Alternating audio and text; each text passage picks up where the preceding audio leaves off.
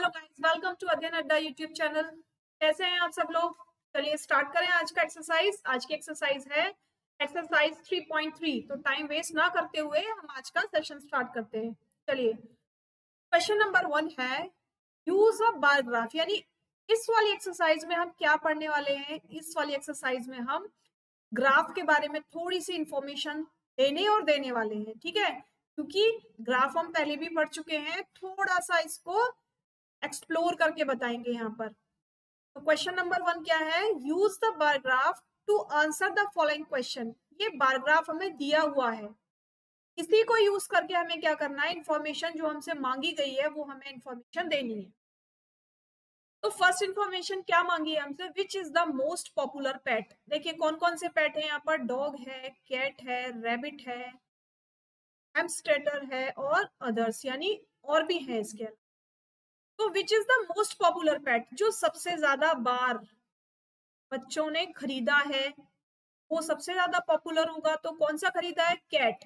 तो लिखेंगे cat is the most popular pet. ठीक है, हो गया क्वेश्चन का आंसर। नेक्स्ट क्वेश्चन क्या है? How many children have dog as a pet. यानी कितने बच्चों ने डॉग को चूज किया है एज अ पेट, या डॉग को खरीदा है एज अ पेट। तो देखिए कहां पे जाके रुक रहा है हमारा? 8 पे जाके। तो क्या लिखेंगे? 8 children have dog as a pet. ठीक है, कंप्लीट हो गया। जो हमसे इंफॉर्मेशन मांगी थी अकॉर्डिंग टू बार ग्राफ, इसको बार ग्राफ कहते हैं। जो ऐसे स्टैंडिंग लाइन आपको बनी हुई मिलती है उनको बार ग्राफ कहते हैं। ठीक है, तो जो इंफॉर्मेशन हमसे मांगी थी वो इंफॉर्मेशन हमने दे दी। नेक्स्ट देखते हैं क्वेश्चन नंबर 2। क्वेश्चन नंबर 2 भी कुछ ऐसे ही है। Read the bar graph and answer the question that follow. यानी पहले तो हमें क्या देखना है? इसको ग्राफ को देखना है। भाई क्या है? 1 centimetre is equal to 100 books माना है। यानी ये जो है ये नंबर ऑफ बुक्स हैं, और यहाँ पर क्या है? ये ईयर्स लिखे हुए हैं। ठीक है, तो 1 सेंटीमीटर, यानी जब आप ग्राफ वाला पेपर यूज करोगे तो उसमें इस तरीके से ना बॉक्स बने हुए होते हैं। तो ये वाला जो डिस्टेंस होता है ये 1 सेंटीमीटर का होता है उसमें। ठीक है, 1 सेंटीमीटर का। तो 1 centimetre is equal to 100 books मान लिया। चलिए ठीक है, क्वेश्चन में क्या पूछा है? About how many books were sold in 1989। भाई 1989 में कितनी बुक्स सोल्ड हुई? अगर इनके बीच की दूरी 100 है तो यहां से यहां तक 100 हो गया, यहां से यहां तक 200। लेकिन ये 200 से कुछ नीचे है कि नहीं? तो अब मुझे देख के बताइए कि कितनी बुक्स सोल्ड हुई। यहाँ पर देखिए लगभग 2 के अराउंड। अगर यहाँ पर हम लाइन खींचना चालू करें तो 10 लाइन्स होती हैं ना। 1 लाइन का मतलब क्या हो गया? 20। यानी 1 लाइन इज इक्वल टू क्या हो गया? 20 बुक्स हो गया। ठीक है, क्या हो गया? 1 लाइन का मतलब 20 बुक्स हो गया, और ये यहीं पर कहीं पर आकर टच हो रही है। ठीक है, तो कितनी बुक्स लगभग हो जाएंगी? जब आप बार ग्राफ में से बना लेंगे तो बिल्कुल इक्वल मेजर कर पाएंगे। तो कितनी बुक्स हो जाएंगी? यहाँ पर हो जाएंगी 1989 में उन्होंने 180 बुक्स सोल्ड की हैं। ठीक है, 1990 में कितनी बुक्स सोल्ड हुई? देखिए जब स्केल लगाएंगे तो ये भी थोड़ा सा 500 से नीचे ही आएगा। ठीक है, थोड़ा सा 500 से नीचे आएगा। ठीक है, और लगभग अगर एक लाइन को हमने सेम वही बीच में इसके 10 पार्ट किए, 1 का मतलब क्या हो गया? अगर बीच की दूरी डिस्टेंस है तो 1 का मतलब 20 हो गया। 10 लाइन्स का मतलब 10 इंटू 2 100 हो गया। ठीक है, यहाँ देखिए कितना हो जाएगा? ये 475 बुक्स वर सोल्ड। ठीक है, नेक्स्ट क्या दिया हुआ है? 1992। 92 में कितनी बुक्स सोल्ड हुई हैं? बताइए 1992 में कितनी बुक्स सोल्ड हुई हैं? तो 1992 जो है वो 200 से थोड़ा सा ऊपर है ना। तो हम कितनी बुक बोले यहाँ पर हुई है 225 बुक्स वर सोल्ड। आप लोग इसको बार ग्राफ में बनाना और उसके बाद काउंटिंग करना, जो यहाँ आंसर है वो आपके आंसर से बिल्कुल मैच करेंगे। ठीक है, नेक्स्ट क्वेश्चन देखते हैं। In which year were about 475 books sold. About 225 books sold यानी कौन से ईयर में 475 बुक्स सोल्ड हुई, कौन से ईयर में 225 बुक्स हुई। तो कौन से ईयर में 475 हुई थी, 1990 में और 1992 में। तो लिखेंगे इन 1990 in year 1990 475 books were sold। ठीक है, दूसरा क्या पूछा है 225, तो लिखेंगे in year 1992 225 books were sold। ठीक है, नेक्स्ट देखो, in which year were fewer than 250 books. 250 books से कम बुक कौन से साल में हुई। देखिए, तो कौन से साल में हुई, यहाँ भी बना हुआ है भाई, यहाँ भी बना हुआ है, देख लेते हैं कौन से साल में हुई। 250 से नीचे नीचे बुक्स कौन कौन से साल में गई हैं, जल्दी से देख के बताइए मुझे कौन कौन से साल में गई हैं। इन 1989 एंड 1992। भाई 1992 में कितनी थी 125। 1989 में कितनी है, 1989 में लगभग 180 है ना, 180।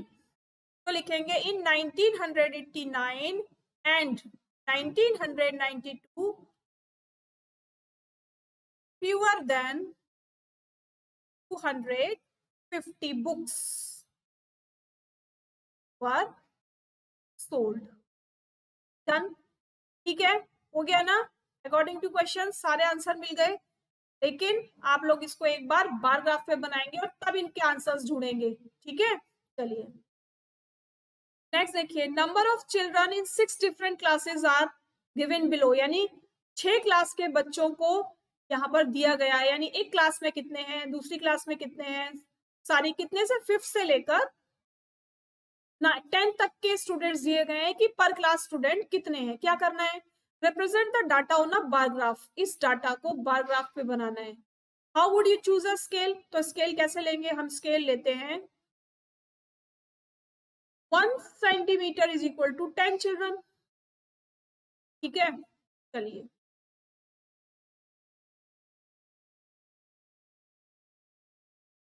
बताइए कहां पर क्या लिखेंगे, बताइए जल्दी से।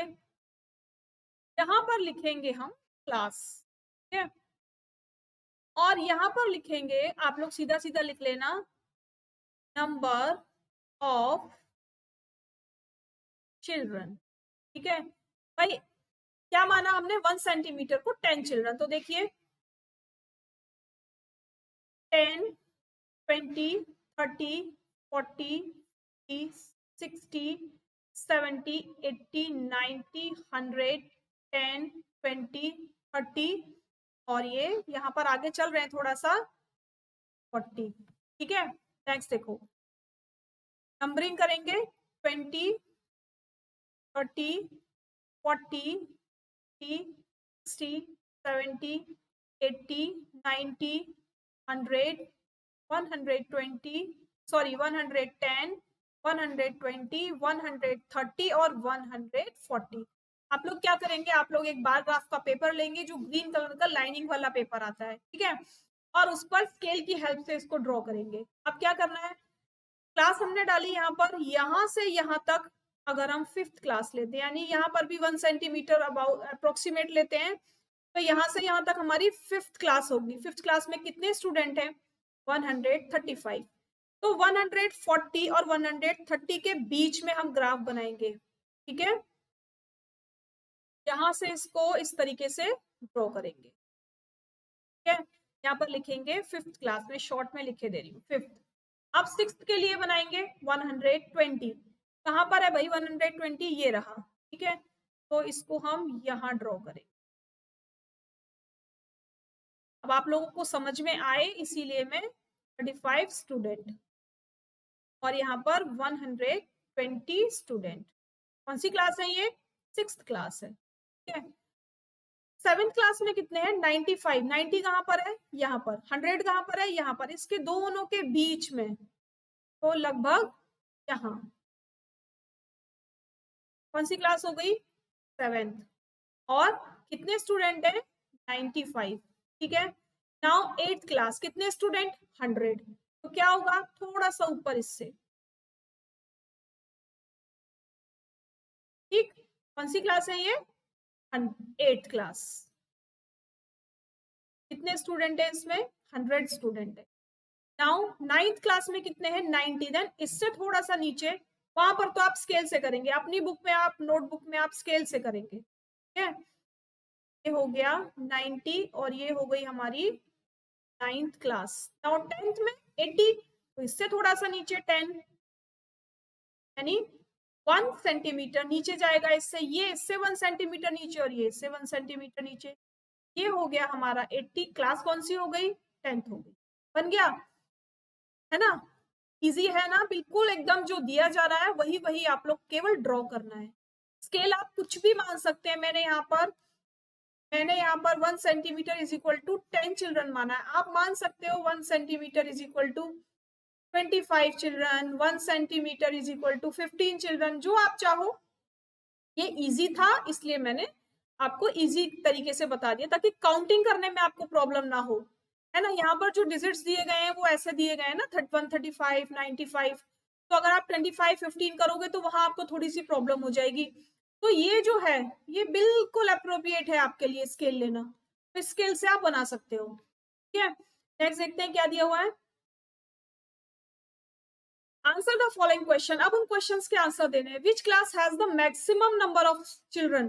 कौन सी क्लास में सबसे ज्यादा चिल्ड्रन है? एंड द मिनिमम, और कौन सी क्लास में सबसे कम है? तो सबसे पहले मैक्सिमम लिखते हैं।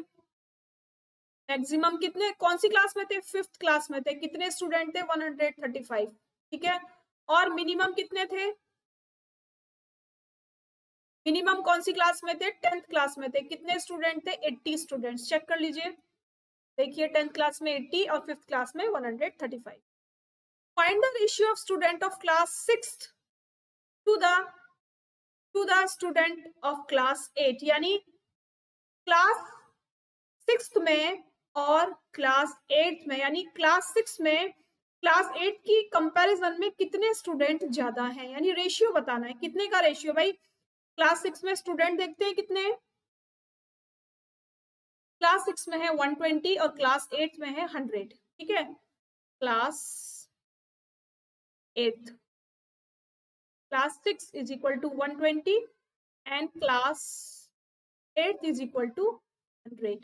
रेशियो बताना है तो 120 is to 100, 120 डिवाइडेड बाय 100, ठीक है। 2 6 12, 5 10, तो रेशियो क्या आ गया? 6:5 का रेशियो आ गया, ठीक है। समझ में आ गया ना? कैसे निकाला? जितने क्लास 6 में थे स्टूडेंट और जितने क्लास 8 में थे उनका रेशियो बनाया, इसको रेशियो कहते हैं। इसको क्या करेंगे फिर? हम सिंपलेस्ट फॉर्म में चेंज करेंगे। कैसे? सबसे पहले इसको फ्रैक्शन फॉर्म में लिखेंगे। अभी हमने लास्ट एक्सरसाइज की थी ना, लास्ट चैप्टर किया था ना रेशियो वाला। अगर नहीं किया है तो कोई बात नहीं, हमने क्लास 6 में भी रेशियो सीखा है ना, तो बस वही वाला पैटर्न हम यूज करेंगे। रेशियो चेंज नहीं है, रेशियो हमेशा सेम रहता है।